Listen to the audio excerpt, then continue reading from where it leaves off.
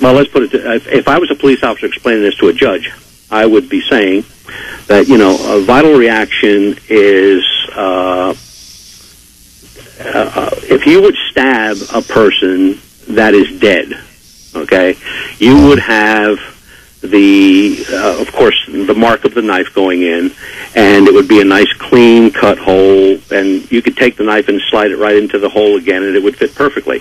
Mm-hmm. You stab a live person, they twist, they turn, they jerk, they pull. That knife is not steady. That knife is being moved in a number of directions, so therefore around the wound you're going to get a lot of hematomas, the blood bruising, and blackness and black and blues and different colors all around those wounds. Sure, and if it's post-mortem, there's no blood moving, so you're not going to get much bleeding. Exactly correct. Mm-hmm. Well, this guy, as they're describing the wounds, they're also describing putting in vital reaction.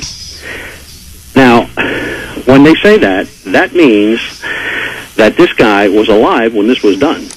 Oh, God. He could not have been dead. He had to be alive to cause the vital reaction.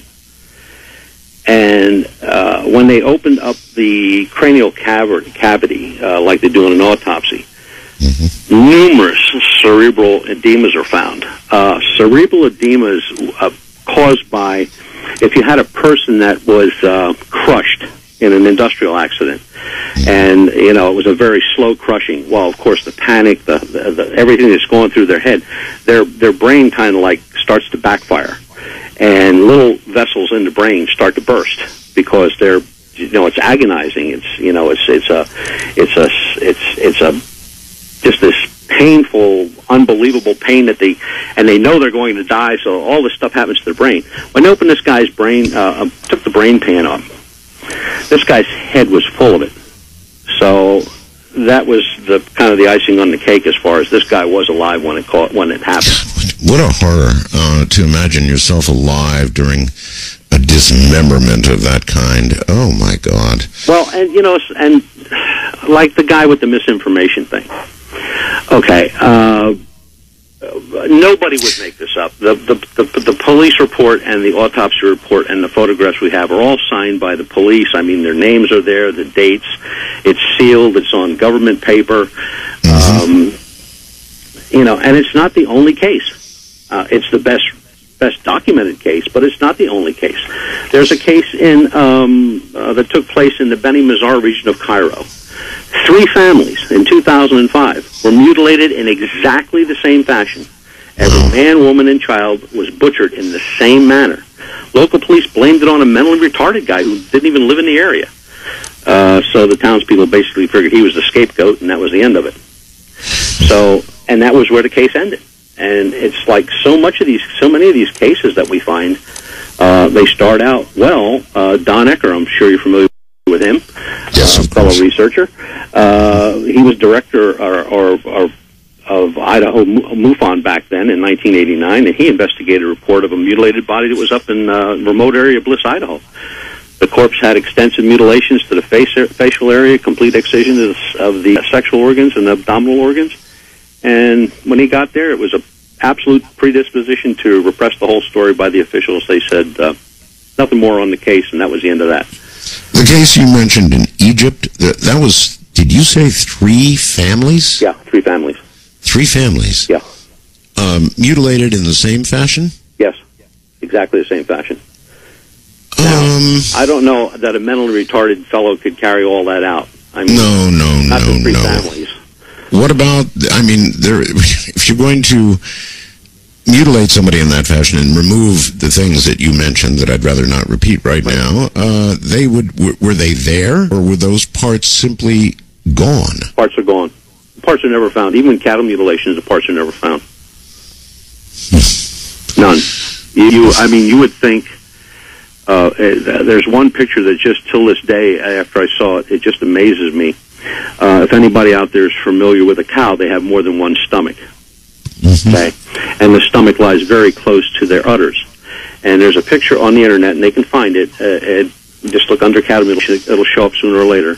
And you'll see there's a cow laying on its side, and the udders are removed. and you can see the stomachs, and they're done. It's taken out. The udders are taken off with such precision that they never even nicked the stomach. A friend of mine who's a surgeon, a brain surgeon, said, "I'm not that good," and he said, "I work inside people's heads," and I'm thinking, "Wow, whatever they're using has got to be so unbelievable." And as you know, we have some cattle mutilations where the bodies are found that they've been dropped from great heights. Yes. Every bone in their body is broken more than once. So in other words, these things are done with surgical precision, or what is beyond conventional surgical precision, out in the middle of nowhere. Yeah, they're all, and none of these are done like in like downtown Manila. I mean, this stuff is all would be found in the furthest parts of jungles. There were some cases that we're still looking into, and I'm beginning to believe that they're just somebody's story that took place in Vietnam during the Vietnam era. And there were some real atrocities that took place there, but this was a group of a MAXOG group on a mission, special operations group, and they came across a group of aliens loading body parts from a prior firefight into plastic containers. And the firefight ensues between the MAXOG group and the aliens. Of course, the aliens lose, and these guys are all taken back and given a chemical cocktail to make them forget what happened. Then there's another one that came out a little while ago, a naval photographer stationed with an Air Force group to investigate the crash of a B-52. And this B-52 is supposed to be like just laying in the jungle, like somebody had placed it there. It did not crash. And the gentleman states that, he photographed the cockpit area and the control area of the craft, and everybody was still strapped in their seats, yet they were mutilated just like cattle. We did a search of the crashes of B-52s during the Vietnam era. Mm-hmm. No B-52s came down in Vietnam. None that as reported anyway.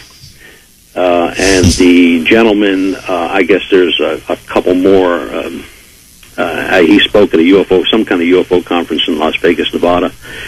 And he's a combat photographer, and he said, "Look," he says, "I just started remembering this stuff, a few years ago," and he thought he'd bring it out. But he said the crew was still strapped in their seats, but they'd all been mutilated, and typically, again, in roughly the same fashion you described. Yep, he says typical clean-cut wounds that you'd see in an animal mutilation is exactly what he photographed. And he said the investigation team that was there, which was from most likely CIA or something like that, they were ordered to burn the plane and the occupants where it sat.